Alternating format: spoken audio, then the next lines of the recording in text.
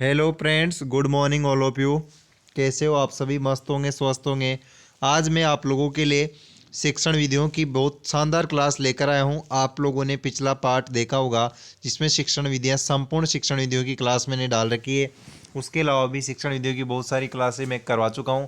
जो भाई लोग चैनल पर नए हो, चैनल को सब्सक्राइब कर दीजिए और वीडियो को पूरा ज़रूर देखिए। वीडियो अच्छी लगे तो लाइक ज़रूर करना, अपने दोस्तों के साथ शेयर ज़रूर करना। बिना किसी देरी के शुरू करते हैं आज का सेशन। चैनल को सब्सक्राइब कर दीजिए अगर चैनल पर नए हो तो। निम्न में से मातृभाषा हिंदी शिक्षण की समस्या है। तो मतलब हिंदी, आप सबको पता है मातृभाषा हिंदी होती है, सबकी मातृभाषा अलग अलग होती है। तो हिंदी शिक्षण अर्थात हिंदी पढ़ाते समय उसकी क्या समस्या होती है? देवनागरी लिपि की अवैज्ञानिकता, कार्यों की अधिकता, बड़ी का अभाव, हिंदी संस्कृत भाषा की वंशजा नहीं है। दोस्तों, मैं बात करता हूँ आप लोगों के सामने। हिंदी भाषा की लिपि देवनागरी लिपि है, सही बात है। जबकि अंग्रेजी की लिपि होती है दोस्तों रोमन लिपि। पंजाबी की लिपि होती है दोस्तों, पंजाबी भाषा की लिपि कौन सी है? गुरुमुखी लिपि। आप लोगों को इस बातों का ज्ञान होगा, आप लोगों ने प्राथमिक कक्षाओं में सारी चीज़ें पढ़ ली हैं। तो हिंदी शिक्षण की क्या समस्या है इनमें से? कार्यों की अधिकता। दोस्तों सही बात है, आज अपन किसी भी स्थान पर जाते हैं तो हिंदी भाषा सर्वप्रथम देखने को मिलती है दोस्तों। चाहे ऑफिस में, कहीं पर भी कार्यालय की बात करूं, रेलवे स्टेशन, बैंक में, तो सर्वप्रथम बोलने में हिंदी भाषा का प्रयोग लिया जाता है। जबकि पत्रचार की बात करूं दोस्तों, तो मतलब अगर कम्युनिकेशन की बात करूं तो आजकल हिंदी में मैसेज नहीं, जबकि हर चीज़ का मैसेज इंग्लिश में आता है। तो अंग्रेजी की अपनी जगह पर प्राथमिकता है, लेकिन हिंदी शिक्षण की यहाँ पर बात की जा रही है क्योंकि हिंदी एक ऐसी भाषा है जिसको लगभग सभी लोगों को आसानी से समझ में आ जाती है। चाहे वो क्षेत्रीय ग्रामीण लोग हो, चाहे शहरी लोग हो। तो इनमें से समस्या कौन सी है हिंदी भाषा की? तो इसका जो सही जवाब हो जाएगा आपके सामने ऑप्शन नंबर सी, बड़ी का अभाव। सी नंबर ऑप्शन आपका राइट आंसर हो जाएगा। दोस्तों, शिक्षण विधियों की बहुत शानदार क्लासें। बढ़ते हैं अगले क्वेश्चन की तरफ। देखिए दोस्तों, अगला क्वेश्चन, भाषा का प्राथमिक रूप क्या है? तो भाषा का प्राथमिक रूप क्या है? पढ़ना, बोलना, लिखना या फिर इनमें से कोई नहीं। दोस्तों, आपके सामने चार भाषाई कौशल है। भाषाई कौशल आपके सिलेबस में रीट पात्रता परीक्षा में यहाँ से एक या दो क्वेश्चन पूछना तय है। भाषाई कौशल छोटा सा टॉपिक है दोस्तों। कौशल, भाषाई कौशल चार प्रकार के होते हैं। चार प्रकार के कौन कौन से होते हैं? LSRW अर्थात लिसनिंग मतलब सुनना, स्पीकिंग बोलना, रीडिंग मतलब पढ़ना और डब्लू मतलब राइटिंग मतलब लिखना। इनका क्रम भी यही है दोस्तों। इंग्लिश में आप लोग याद रखोगे तो LSRW शानदार ट्रिक है दोस्तों। इससे आप लोग इनका क्रम भी याद है आप लोगों को, क्योंकि सबको याद है कि चार कौशल होते हैं, लेकिन चारों कौशल का क्रम अपन कभी कभी भूल जाते हैं दोस्तों। तो क्वेश्चन अगर पूछेगा तो क्रम से ही पूछेगा, इतना सिंपल तो पूछेगा नहीं कि इनमें से कौन सा भाषाई कौशल नहीं है, क्योंकि चार भाषाई कौशल लगभग सबको याद रहता है। तो इनका क्रम आप लोगों को ध्यान होना चाहिए। क्रम क्या है सर? तो सुनना, बोलना, सुनना, बोलना, पढ़ना और लिखना, इनका चारों का क्रम है दोस्तों। लेकिन इस प्रकार का क्वेश्चन अब नहीं पूछेगा, मेरे को संभावना लग रही है दोस्तों यहाँ से क्वेश्चन कैसा आएगा। दो प्रकार के कौशल डिवाइड कर दिए दोस्तों इन्होंने, एक तो ग्राह्य कौशल, एक अभिव्यंजनात्मक कौशल। ग्राह्य कौशल से मतलब क्या है दोस्तों? ग्राह्य कौशल का मतलब है जिन कौशल के माध्यम से हम ज्ञान ग्रहण करते हैं। अब दोस्तों कौन से हैं? तो LSRW चार तो कौशल हैं। अब इनमें से किसके माध्यम से ज्ञान ग्रहण करते हैं? तो एक तो अपन करते हैं दोस्तों सुनकर, एक बोल करते हैं पढ़कर। तो सुनना, सुनकर और पढ़कर अर्थात L और R मतलब लिसनिंग और रीडिंग, सुनकर और पढ़कर ज्ञान ग्रहण करते हैं। तो ग्राह्य कौशल हो गए दोस्तों सुनना और पढ़ना। अभिव्यंजनात्मक, अभिव्यंजनात्मक का मतलब है विचार प्रकट करना, मतलब एक दूसरे के पास विचार पहुंचाना। तो इसके माध्यम से एक तो लिखकर और बोलकर, तो लिखकर और बोलकर। तो लिखना और बोलना तो हो गया अभिव्यंजनात्मक कौशल। ग्राह्य कौशल हो गया दोस्तों सुनना और पढ़ना। अब यहाँ भाषा का प्राथमिक कौशल कौन सा है दोस्तों? तो सुनना भाषा का प्राथमिक कौशल हो जाता है दोस्तों। तो सुनना यहाँ पर है नहीं, तो सुनने के बाद स्पीकिंग मतलब बोलना, भी यहाँ बोलना, बी नंबर ऑप्शन इनके हिसाब से सही जवाब हो जाएगा। प्राथमिक कौशल बोलना होएगा, अगर सुनना ऑप्शन में नहीं है तो उसके बाद बोलना सीखता है बच्चा। अगला क्वेश्चन, भाषा का प्रारंभिक बोध होता है अनुकरण या श्रवण से, पठन पाठन से, चिंतन मनन से, अध्ययन अध्यापन से। तो भाषा का प्रारंभिक बोध किससे होता है दोस्तों? सर्वप्रथम सुनना सबसे आसान है दोस्तों, तो श्रवण के माध्यम से, अनुकरण का मतलब नकल करना, तो ए नंबर ऑप्शन सही जवाब हो जाएगा। श्रवण सुनकर या अनुकरण करके सर्वप्रथम भाषा का प्रारंभिक बोध होता है। ए नंबर ऑप्शन आपके सामने राइट आंसर हो जाएगा दोस्तों। अगला क्वेश्चन देख लीजिए दोस्तों, भाषा अर्जन क्षमता सिद्धांत किससे संबंधित है? वेरी वेरी इंपॉर्टेंट लगा लेना, स्टार लगा लेना दोस्तों, क्वेश्चन छपेगा एग्जाम में, हूबहू क्वेश्चन मिलेगा। तो चॉम्स्की थे, इनके द्वारा भाषा अर्जन क्षमता का सिद्धांत दिया गया दोस्तों। नोम चॉम्स्की के द्वारा भाषा अर्जन क्षमता का सिद्धांत दिया गया। ए नंबर ऑप्शन सही जवाब हो जाएगा दोस्तों। बढ़ते हैं अगले क्वेश्चन की तरफ। पढ़ने की कुशलता में सर्वाधिक महत्वपूर्ण है, तो पढ़ने की कुशलता में इनमें सर्वाधिक महत्वपूर्ण क्या है? शब्द पढ़ना, तीव्र गति, अर्थ निर्माण, उच्चारणगत शुद्धता। दोस्तों पढ़ने की कुशलता में उच्चारण शुद्धता है दोस्तों, बिल्कुल सही बात है। अगर बच्चा बार बार पढ़ेगा तो उसका उच्चारण शुद्ध हो जाएगा, अर्थात प्रोनाउंस शुद्ध करने लग जाएगा, शब्दों का उच्चारण करने में उसको आसानी रहेगी दोस्तों। डी नंबर ऑप्शन सही जवाब हो जाएगा। प्राथमिक स्तर पर पढ़ाते समय आप हिंदी भाषा संबंधी किस पक्ष पर सर्वाधिक बल देंगे? प्राथमिक स्तर की बात करूं दोस्तों, कक्षा 1 से 5 तक के बच्चों को अगर आप लोग पढ़ा रहे हो तो हिंदी भाषा संबंधी किस पक्ष पर सर्वाधिक बल देंगे? व्याकरणिक नियम, व्याकरण ज्ञान, भाषा ज्ञान या भाषा प्रयोग। दोस्तों प्राथमिक स्तर पर बल देंगे भाषा ज्ञान पर। सी नंबर ऑप्शन सही जवाब हो जाएगा। व्याकरण के नियमों का परिचय प्राथमिक स्तर के बच्चों को होता नहीं है दोस्तों, तो भाषा का ज्ञान उनको देते हैं दोस्तों प्राथमिक स्तर के बालकों को। अगली बात करूं, त्रिभाषा सूत्र के अनुसार स्कूली भाषा, स्कूल में पहली भाषा जो पढ़ाई जाए वह कैसी भाषा होनी चाहिए? तो स्कूल में जो त्रिभाषा सूत्र के अनुसार पहली भाषा एक तो मातृभाषा और क्षेत्रीय भाषा होनी चाहिए दोस्तों, या तो मातृभाषा अर्थात मदर टंग और फिर रीजनल लैंग्वेज, क्योंकि सब बच्चे मातृभाषा में सीखने में आसानी रहती है। मातृभाषा के माध्यम से टारगेट लैंग्वेज में रूपांतरण करके पढ़ाया जाता है दोस्तों। इंग्लिश में आपके एक मेथड चलता है ग्रामर ट्रांसलेशन मेथड, और हिंदी में भी अनेक शिक्षण विधियाँ हैं, तो मातृभाषा और क्षेत्रीय भाषा को प्राथमिकता देनी चाहिए। अगली बात करता हूँ दोस्तों, भाषा के संदर्भ में संचार माध्यमों का प्रयोग न केवल सामाजिक संवेदनाएं विकसित करता है बल्कि किसको समझने में मदद करता है? तो भाषा के संदर्भ में संचार माध्यमों के प्रयोग न केवल सामाजिक संवेदनाएं विकसित करता है बल्कि विभिन्न माध्यमों की जानकारी, विभिन्न माध्यमों में प्रयुक्त भाषा, विभिन्न माध्यमों के उपयोग, विभिन्न माध्यमों की आर्थिक स्थिति। तो विभिन्न माध्यमों में प्रयुक्त भाषा, बी नंबर ऑप्शन आपके सामने राइट आंसर हो जाएगा दोस्तों।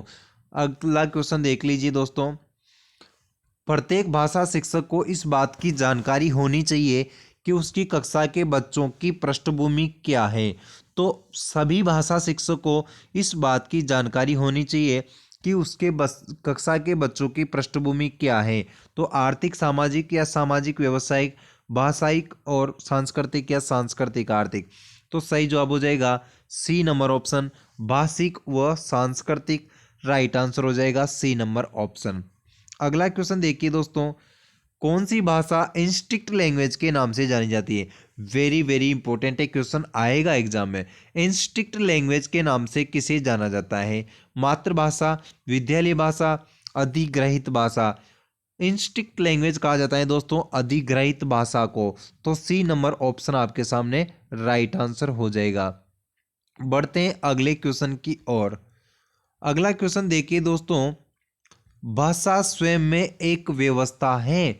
भाषा स्वयं में एक व्यवस्था है, सरल, जटिल, नियमबद्ध या फिर तार्किक। दोस्तों भाषा एक व्यवस्था है, नियमबद्ध है दोस्तों, मतलब रूल चलता है भाषा का, सभी भाषाओं का अपना अपना नियम होता है दोस्तों।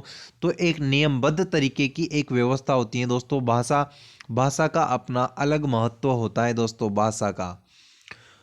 अगला क्वेश्चन, भाषा अर्जन भाषा अधिगम के संदर्भ में कौन सा कथन सत्य नहीं है? तो भाषा अर्जन का सिद्धांत नोम चॉम्स्की के द्वारा दिया गया था, उसके संबंध में कौन सा कथन सही नहीं है? भाषा अर्जन में विभिन्न संकल्पनाएं मातृभाषा में बनती हैं। भाषा अधिगम में कभी भी अनुवाद का सहारा नहीं लिया जाता। भाषा अर्जन सहज और स्वाभाविक होता है, जबकि भाषा अधिगम प्रयासपूर्ण होता है। सांस्कृतिक विभिन्नता भाषा अर्जन और भाषा अधिगम को प्रभावित करने वाला महत्वपूर्ण है। तो भाषा अर्जन में कौन सा सही नहीं है? यहाँ पर दोस्तों आपके सामने बात करूं तो भाषा अर्जन में विभिन्न संकल्पनाएं मातृभाषा में बनती हैं, सही बात है दोस्तों। भाषा अधिगम में कभी भी अनुवाद का सहारा नहीं लिया जाता, ये गलत बात है दोस्तों। भाषा सीखने में अनुवाद का सहारा लिया जा सकता है, ऐसी कोई बाध्यता, ऐसी कोई बाउंडेशन नहीं है। तो बी नंबर ऑप्शन सही जवाब हो जाएगा। ये भाषा अर्जन के कथन में सही सत्य कथन नहीं है। अगला क्वेश्चन, भाषा अर्जन के संबंध में कौन सा कथन उचित नहीं है? भाषा के नियम सीखे जाते हैं, परिवेश से प्राप्त भाषिक आंकड़ों के माध्यम आधार पर सहज रूप से भाषिक नियम बनाए जाते हैं। भाषा अर्जन में भाषिक परिवेश महत्वपूर्ण होता है, इसमें समाज सांस्कृतिक विशेषताओं को सहज रूप से आत्मसात किया जाता है दोस्तों। तो भाषा अर्जन के संबंध में कौन सा कथन उचित नहीं है? दोस्तों इसका जो सही जवाब हो जाएगा, समाज और सांस्कृतिक विशेषता को सहज रूप से आत्मसात किया जाता है। डी नंबर ऑप्शन सही जवाब हो जाएगा। बढ़ते हैं अगले क्वेश्चन की तरफ। देखिए दोस्तों अगला क्वेश्चन देख लीजिए आपके सामने। क्वेश्चन है, मातृभाषा शिक्षण के कौशलात्मक उद्देश्य का हिस्सा नहीं है। तो कौशलात्मक उद्देश्य का हिस्सा कौन सा नहीं है? वैचारिक विषय वस्तु का जाना करता, बोध सहित सुनने की योग्यता करता है, बोध सहित प्रभावी ढंग से बोलकर अपनी बात कहने की योग्यता प्राप्त करना। तो दोस्तों कौशलात्मक उद्देश्य का हिस्सा कौन सा नहीं है? कौशलात्मक इसका सही हिस्सा नहीं है दोस्तों, सी नंबर ऑप्शन बोध सहित। तो सी नंबर ऑप्शन आपके सामने राइट आंसर हो जाएगा दोस्तों। अगला क्वेश्चन देखिए, पठन कौशल विकसित करने हेतु निम्न में सही तरीका है। तो पठन कौशल विकसित करने के लिए बाल गीत सुनाना, शुद्ध लेख पर जोर, बाल साहित्य पढ़ना, बाल फिल्म दर्शन। तो दोस्तों पठन कौशल विकसित करने के लिए बाल साहित्य पढ़ना सही है दोस्तों, सी नंबर ऑप्शन सही जवाब हो जाएगा। पठन कौशल विकसित करने के लिए बाल साहित्य पढ़ना चाहिए। अगला क्वेश्चन देखिए दोस्तों, आदर्श पठन विषय सामग्री पर प्रश्न पूछना, विविध प्रतियोगिताओं का आयोजन, कहानी, नाटक, बाल कार्यक्रम सुनना, बच्चों के बैठने का आसन ठीक करना इत्यादि गतिविधियां श्रवण कौशल विकास किस स्तर के बालकों के लिए हैं दोस्तों? तो एक तो आदर्श पठन, विषय सामग्री पर प्रश्न पूछना, विविध प्रतियोगिताओं का आयोजन, कहानी, नाटक, यह है दोस्तों उच्च प्राथमिक स्तर पर, जो उच्च प्राथमिक स्तर पर इन सभी का आयोजन किया जाता है। सी नंबर ऑप्शन सही जवाब हो जाएगा दोस्तों। अगला क्वेश्चन देखना दोस्तों, बच्चों के लिए भाषा सीखने का सर्वोत्तम समय कौन सा होता है? तो भाषा सीखने का सबसे बेस्ट टाइम कौन सा है? 6 से 9 वर्ष, 18 से 21 वर्ष, या 21 से 24 वर्ष, या 12 से 15 वर्ष। तो भाषा सीखने की सबसे अच्छी उम्र होती है दोस्तों 6 से 9 वर्ष तक, क्योंकि बालक को 6 वर्ष का होने पर विद्यालय में पढ़ने के लिए भेजा जाता है। तो 6 से 9 वर्ष तक के बच्चे को, अर्थात बाल्यावस्था के बालक को भाषा सीखने का सर्वोत्तम समय माना जाता है दोस्तों। अगला क्वेश्चन, निम्न में मौखिक भाषा कौशल का सही उदाहरण है। तो मौखिक भाषा कौशल का सही उदाहरण कौन सा है? अनुलेख, श्रुतलेख, कहानी सुनना व पढ़ना, या प्रतिलेख। सही जवाब हो जाएगा सी नंबर ऑप्शन, कहानी सुनना और सुनाना। दोस्तों मौखिक कौशल की बात करूं दोस्तों, तो मौखिक का मतलब है उच्चारण की बात की जाएगी दोस्तों। मौखिक कौशल मतलब बोलने से इसका संबंध है। अगर कहानी सुनाएगा या सुनेगा तो उससे बालक का मौखिक कौशल का सही उदाहरण है दोस्तों।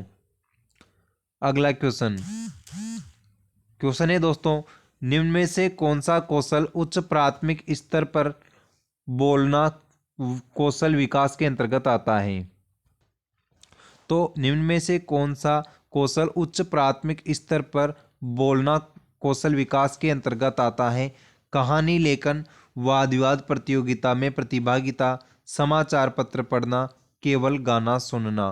दोस्तों उच्च प्राथमिक स्तर पर बोलना कौशल, बोलने कौशल की बात की जा रही है, तो केवल गाना सुनाना। वाद विवाद प्रतियोगिता में केवल की बात आ जाती है दोस्तों तो नेगेटिव पॉइंट हो जाता है। शिक्षण वीडियो की शानदार ट्रिक बता रहा हूं, जहां पर जो केवल शब्द दिख जाता है तो वो सत्य नहीं है दोस्तों, वो दोष बताएगा हमेशा।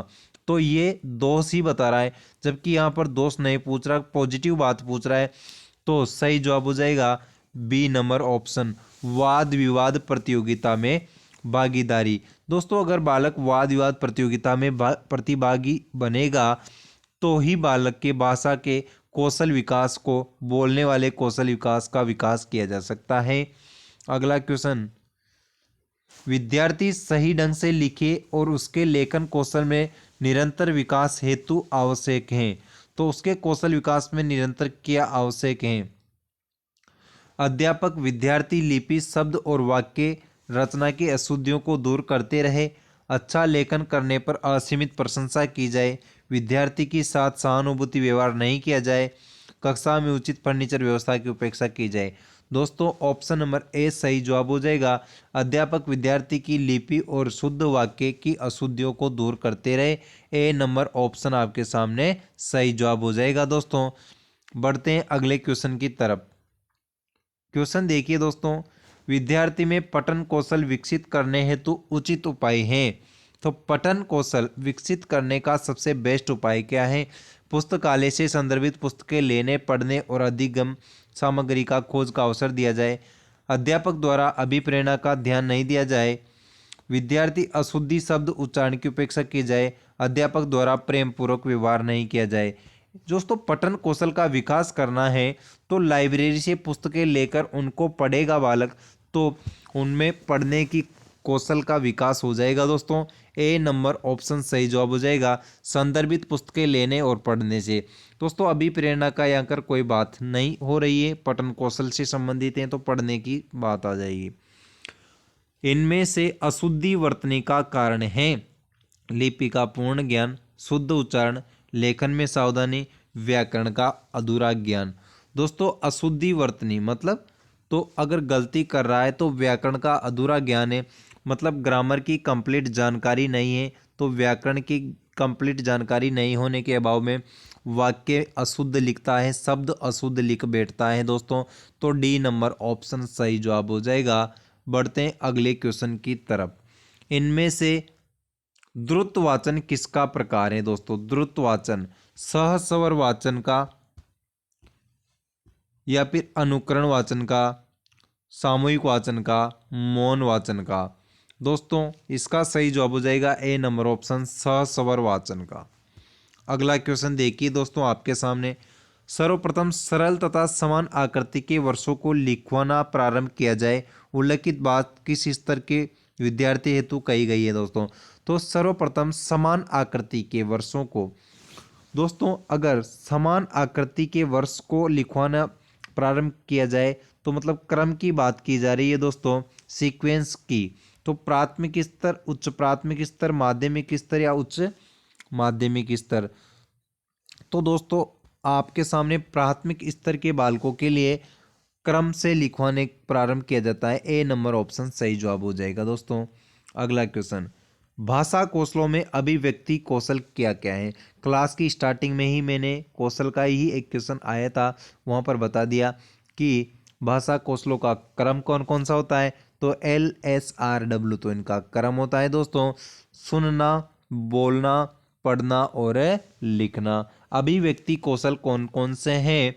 तो लिखकर और बोलकर, लिखकर, लिखना और बोलना। तो सी नंबर ऑप्शन सही जवाब हो जाएगा। बोलकर और लिखकर अपने विचारों को अभिव्यक्त कर सकते हैं। तो अभिव्यक्ति कौशल हो गया बोलना और लिखना, जबकि पढ़ना पढ़कर और सुनकर ये ग्राह्य कौशल होते हैं, पढ़ना और सुनना। अगला क्वेश्चन, अनुलेख किस भाषा कौशल से संबंधित हैं? अनुलेख श्रवण से या फिर वाचन से या फिर लेखन से या वादन से। अनुलेख है दोस्तों श्रवण कौशल से, अर्थात सुनकर लिखना, जो सुनेगा उनको लिखना। ए नंबर ऑप्शन सही जवाब हो जाएगा। अगला क्वेश्चन, कहानी सुनना भाषा की अभिव्यक्ति का कौन सा रूप है? तो कहानी सुनना किस अभिव्यक्ति का रूप है? इनमें से कोई नहीं, केवल मौखिक, केवल लिखित, लिखित व मौखिक दोनों, या फिर इनमें से कोई नहीं। दोस्तों कहानी सुन रहा है तो कहानी सुनना भाषा की किस अभिव्यक्ति का कौन सा रूप है? बी नंबर ऑप्शन सही जवाब हो जाएगा, मौखिक अभिव्यक्ति का। अगर सुनने की बात की जा रही है तो मौखिक अभिव्यक्ति सही जवाब हो जाएगा। अगला क्वेश्चन, सुनना भाषा विकास का निम्न चरण है। तो सुनना किस भाषा विकास का निम्न चरण है? द्वितीय, प्रथम, तृतीय या चतुर्थ? सुनना भाषा विकास का प्रथम चरण है दोस्तों, क्योंकि सुनना तो पहला कौशल है। LSRW के क्रम में पहले सुनना ही तो आता है दोस्तों। अगला क्वेश्चन, रूपरेखा अनुकरण विधि है लेखन कौशल, श्रवण कौशल, वाचन कौशल या पढ़ने का कौशल? रूपरेखा अनुकरण विधि है, ए नंबर ऑप्शन सही जवाब हो जाएगा, लेखन कौशल। ए नंबर ऑप्शन आपके सामने राइट आंसर हो जाएगा। बढ़ते हैं अगले क्वेश्चन की तरफ। क्वेश्चन देखिए दोस्तों, पठन में वर्ण संकेत हैं, तो पढ़ने में इनमें से वर्ण संकेत कौन सा है? किसी शब्द का अर्थ, व्याकरणिक बिंदुओं को पहचानने के लिए संकेत, वे संकेत जो अर्थ बनाने की क्रिया में सहायक हैं, शब्द के सही उच्चारण के लिए संकेत। दोस्तों पठन में वर्ण संकेत कौन सा है? तो व्याकरणिक बिंदुओं को पहचानने के लिए संकेत। दोस्तों व्याकरणिक बिंदुओं को पहचानने लग जाएगा अगर बालक पढ़ने में निपुण है, तो व्याकरण की गलतियों का उसको ज्ञान हो जाएगा, तो पठन का वर्ण संकेत हो जाएगा व्याकरणिक बिंदुओं को पहचानने के लिए संकेत। बी नंबर ऑप्शन सही जवाब हो जाएगा। अगला क्वेश्चन, बोलने के आवश्यक तत्व होते हैं कल्पनाशीलता, अर्थग्रहण, भाव व विचार, स्वर एवं व्यंजन। बोलने के आवश्यक तत्व कौन से हैं दोस्तों? तो बोलने के आवश्यक तत्व हैं अर्थ ग्रहण करना, बिल्कुल सही जवाब है दोस्तों। अगर शब्द सार्थक होगा, सार्थक शब्द होगा तभी अपन शब्द को बोल सकते हैं, तो बिल्कुल सही जवाब हो जाएगा दो नंबर ऑप्शन, अर्थ ग्रहण करके ही शब्दों को बोला जा सकता है। बच्चे भाषा का प्रयोग कैसे करते हैं? केवल बोलकर, केवल सुनकर, केवल लिखकर, उपरोक्त सभी। दोस्तों भाषा का प्रयोग किस प्रकार से किया जाता है? उपरोक्त तीनों माध्यम से बच्चे भाषा का प्रयोग करते हैं। बोलकर भी भाषा का प्रयोग किया जाता है, जो कि अपन यही परिवार में कुछ सीखते हैं तो उसी चीज़ का अनुसरण करते हैं। माता से अपन माँ कहना, पापा कहना सीखते हैं, क्योंकि बालक की प्राथमिक सबसे पहले अध्यापिका उसकी माता होती है और बालक का पहला विद्यालय उसका परिवार होता है। ऐसा कथन प्रोबेल महोदय के द्वारा कहा गया है दोस्तों। तो बच्चे बोलकर भी सीखते हैं, भाषा का प्रयोग सुनकर भी करते हैं, लिख कर भी करते हैं। डी नंबर ऑप्शन सही जवाब हो जाएगा। भाषा कौशल के कितने चरण हैं? भाषा कौशल के चरण कितने होते हैं? 4, 5, 2 या 3? तो भाषा कौशल के 4 चरण है LSRW, सुनना, बोलना, पढ़ना और लिखना। चारों का क्रम भी आप लोगों को ध्यान होना चाहिए। मौखिक अभिव्यक्ति हेतु व्याकरण की आवश्यकता होती है, हाँ, ताकि उपरोक्त सभी या फिर केवल बालक भावों को शुद्ध रूप में व्यक्त करे, केवल भाषा संबंधी अभिव्यक्ति का विकास हो सके, केवल स्वरों के आरोह अवरोह की बलागात को समझ सके। दोस्तों व्याकरण की आवश्यकता होती क्यों है? व्याकरण की आवश्यकता इसलिए होती है दोस्तों कि भाषा के शुद्ध रूप का एक तो पता चल सके और भाषा संबंधी अभिव्यक्ति का विकास हो सके, आरोही अवरोही क्रम के बलागात का प्रयोग हो सके। तो आपके सामने option number A number option सही जवाब हो जाएगा। उपरोक्त सभी, इन सभी के लिए व्याकरण की आवश्यकता, मौखिक अभिव्यक्ति हेतु व्याकरण की आवश्यकता पड़ती है। भाषा सीखने के प्रमुख चरण हैं उपरोक्त सभी लिखना, पढ़ना या समझना। दोस्तों उपरोक्त सभी सही जवाब हो जाएगा। लिखना, पढ़ना, समझना ही सब भाषा के चरण हैं। वह बच्चा जितना ज़्यादा बोलता है, जितना जल्दी बोलता है, उतना ही जल्दी। जो बच्चा जितना जल्दी बोलना सीखता है, उतना ही जल्दी पढ़ता है, संस या फिर लिखता है या फिर सोचता है। इसका सही जवाब हो जाएगा दोस्तों डी नंबर ऑप्शन। जो ज़्यादा जितना ज़्यादा बोलता है उतना ही जल्दी सोचता है। डी नंबर ऑप्शन सही जवाब हो जाएगा। अगला क्वेश्चन, नियमित रूप से किसी भाषा को सुनकर बच्चे क्या ग्रहण करते हैं? शब्द, अर्थ या फिर ध्वनि या भाषा की बुनियादी संरचना। सही जवाब हो जाएगा भाषा की बुनियादी संरचना। अगर बच्चा डेली कुछ शब्द सुन रहा है तो अगर घर में डेली कुछ ना कुछ शब्द सुन रहा है तो भाषा का बेसिक स्ट्रक्चर उसको समझ में आ जाएगा कि अच्छा इस चीज़ को यह बोला जाता है। अगर बच्चा अपनी मम्मी के मुंह से डेली सुन रहा है, किसी बड़े भाई का नाम सुन रहा है, तो बच्चा भी उस बड़े भाई का नाम लेना ही सीखेगा, क्योंकि वह नहीं जानता कि अपना भाई लगता है तो उसको भैया बोलना पड़ेगा। लेकिन जब उसको मम्मी सिखाएगी तो वो भी सीख जाता है। कक्षा में छात्रों की सक्रियता देखी जाती है शिक्षक की हाँ में हाँ मिलाने से, शोर मचाने से, मौन बैठने में, सुनने और बोलने में। दोस्तों शिक्षक छात्रों की सक्रियता अर्थात कि छात्र एक्टिव है या फिर पैसिव है, एक्टिव है या नहीं है, इस बात का पता कैसे लगेगा? अगर टीचर कक्षा में कुछ पूछ रहा है तो उनको अगर बालक बराबर मात्रा में सुन रहे हैं और अगर टीचर क्वेश्चन पूछ रहा है तो उसका जवाब भी टाइम टू टाइम दे रहे हैं, तो सुनने और बोलने में छात्रों की सक्रियता देखी जाती है दोस्तों। अगला देखिए, सुलेख से तात्पर्य क्या है? सुलेख का अर्थ क्या है? स्वयं से लिखा हुआ लेख, सुना हुआ लेख या सुंदर लेख? सुलेख का तात्पर्य दोस्तों सुंदर लेख। सी नंबर ऑप्शन सही जवाब हो जाएगा। सुलेख आपने लिखे होंगे जब आप छोटी कक्षाओं में 55 में पढ़ते थे तो। अगला क्वेश्चन, भाषा के आधारभूत कौशल कौन सा है? आ गया ना दोस्तों क्रम का क्वेश्चन। अगर क्लास अच्छी लग रही हो तो लाइक कीजिए दबा के, शेयर कीजिए दोस्तों के साथ, चैनल को सब्सक्राइब कर लीजिए। भाषा के आधारभूत कौशल सुनना, बोलना, पढ़ना और समझना, या फिर सुनना, बोलना, लिखना, समझना। बोलना, पढ़ना, लिखना, समझना, सुनना, बोलना, पढ़ना और लिखना। तो सही जवाब हो जाएगा डी नंबर ऑप्शन LSRW, सुनना, बोलना, पढ़ना और लिखना। बच्चों की पठन कुशलता का विकास करने में सर्वाधिक महत्वपूर्ण है भाषिक संरचना का अभ्यास, अर्थ की अपेक्षा उच्चारण शुद्धता पर विशेष ध्यान देना, विभिन्न संदर्भों से जुड़ी सामग्री, पाठ्य पुस्तक में दिए गए अभ्यास। बच्चों की पठन कुशलता का विकास करने में सर्वाधिक महत्वपूर्ण है अर्थ की अपेक्षा उच्चारणगत शुद्धता पर विशेष ध्यान देना। बी नंबर ऑप्शन सही जवाब हो जाएगा।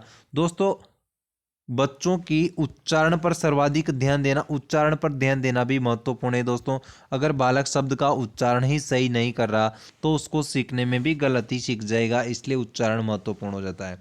लिखना क्या है? एक अनिवार्य कुशलता जिसे जल्दी प्राप्त किया जाना है।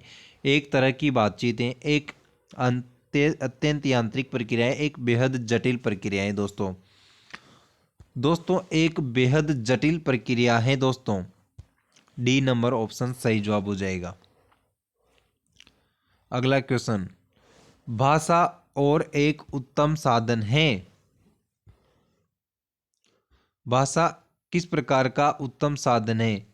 पढ़ने, लिखने और संप्रेषण का, सोचने, महसूस करने और चीज़ों से जुड़ने का, पढ़ने, लिखने, समझने का, सुनने, बोलने, समझने का।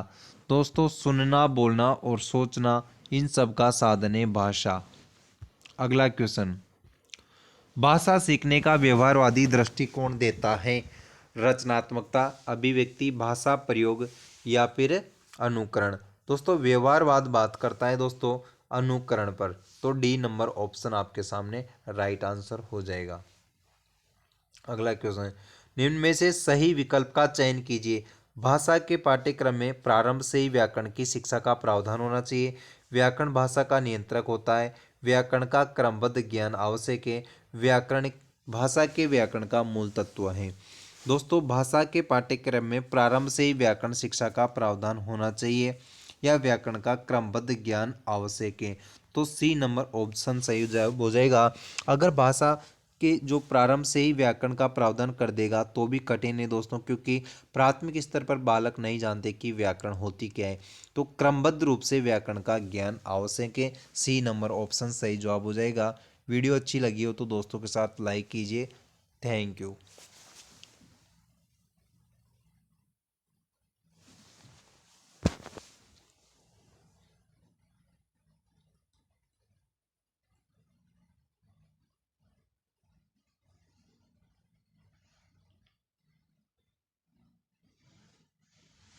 Why you watch?